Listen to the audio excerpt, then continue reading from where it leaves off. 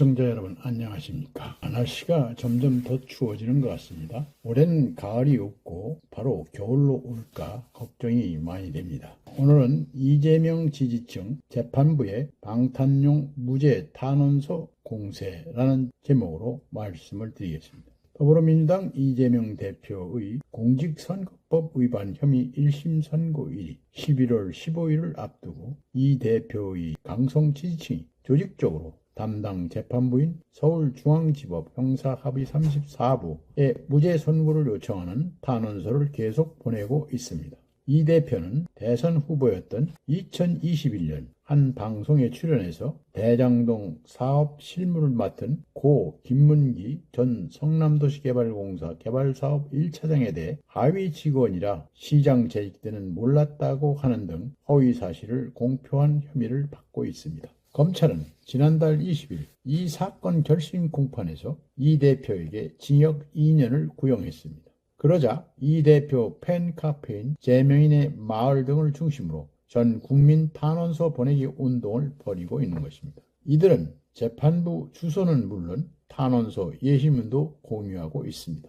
정치적 경쟁자를 제거하기 위해 죄 없는 사람을 음해하는 검찰의 조작 범죄 행위를 재판부에서 올바른 재판 결과로 바로잡아 주시길 부탁드린다는 내용입니다. 누가 죄가 없고 검찰이 범죄를 조작했다니 어이가 없는 말입니다. 지난달 30일에 있었던 이 대표의 위중 교사 혐의 결심 공판에서는 징역 3년이 구형됐습니다. 이는 양형 기준상 최고형인데 법원의 1심 선고 공판은 오는 11월 25일에 열린다고 합니다. 재판부인 서울중앙지법 형사합의 33부에서도 같은 성격의 탄원서가 제출되고 있습니다. 검찰이 구형에 대해 민주당은 대선 후보 등록을 막기 위한 치졸한 공작이라며 반발하고 박상용 수원지검 부장검사에 대해 탄핵 소추안 조사 청문회를 열어 총공세를 펼 생각이라고 합니다. 부탁인데 제발 어린애 같은 짓은 그만하시기 바랍니다.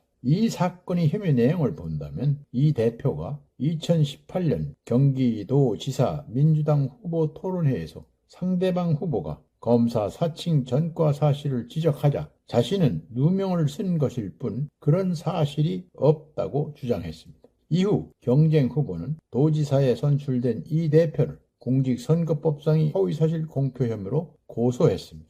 재판은 2019년 2월부터 2020년 10월까지 진행됐습니다.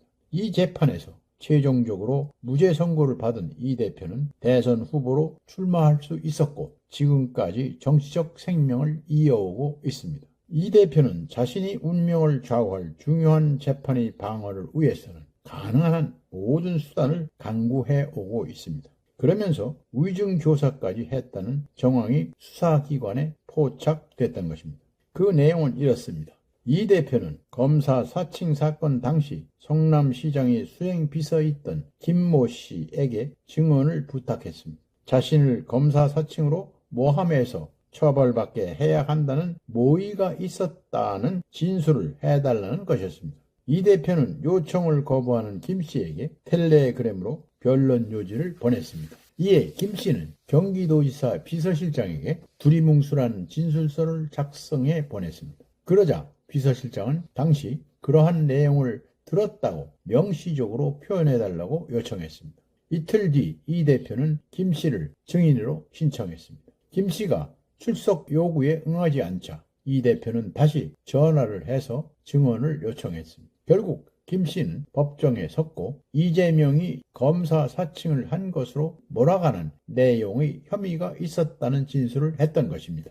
그래서 무죄가 판결났던 것입니다. 이에 따라 이 대표의 허위사실 공표 혐의는 무죄가 된 것입니다. 공직선거법 위반으로 도지사 직위를 상실하고 향후 5년 이상 공직선거에 출마하지도 못하며 선거 비용 38억 원을 반환해야 하는 절체절명의 위기에서 벗어날 수 있었던 것입니다. 그러나 진실은 언젠가 밝혀지게 마련입니다. 김 씨는 처음에 위중 사실을 부인하다가 태도를 바꿔서 지금은 허위 진술을 인정하고 있다고 합니다. 이에 대한 이 대표의 전략은 어떻게 진행됐을까요? 최대한 재판을 지연시키는 것입니다. 모든 혐의가 조작된 것이라고 주장하며 재판을 지연시킬 온갖 방법을 동원해왔습니다. 자신이 대통령으로 선출되면 모든 사법적 위기에서 일시에 벗어날 수 있다고 생각하는 듯합니다. 법원도 같은 사건을 1년간 단 한 차례의 공판도 없이 미루다가 판사가 자리를 옮기는 등 이 대표의 의도에 화답하는 듯 했습니다.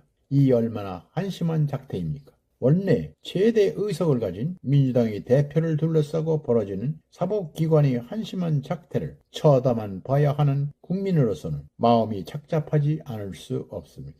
그뿐입니까? 막강한 정치 권력 앞에 사법기관이 맥을 못 추는 모습에 실망을 넘어 분노를 느끼는 것입니다. 그러니 사법기관에 대한 신뢰는 땅에 완전히 떨어지고 마는 것입니다. 이 모두가 김명수 대법원장 시절에 있어 온 일입니다. 선거법 위반 사건은 정해진 처리 기간대로 1심은 6개월 내, 2, 3심은 각각 3개월 내에 맞춰서 엄정한 선고를 내려야 하는 것입니다. 지금까지 그렇게 하지 않았으니 선고일이 코앞으로 다가오자 재판부 압박을 위해 탄원서 공세를 펼치고 있는 것이 아닌가요? 이 대표를 지지하는 세력에 충원을 하고 싶습니다. 탄원서는 재판부의 주요 고려 대상이 되지도 아닐 뿐 아니라 사법부 압박과 같은 정치 행동은 오히려 역효과를 낼 수 있다는 것을 알아야 할 것입니다. 오늘은 여기까지입니다. 끝까지 시청해 주셔서 감사합니다.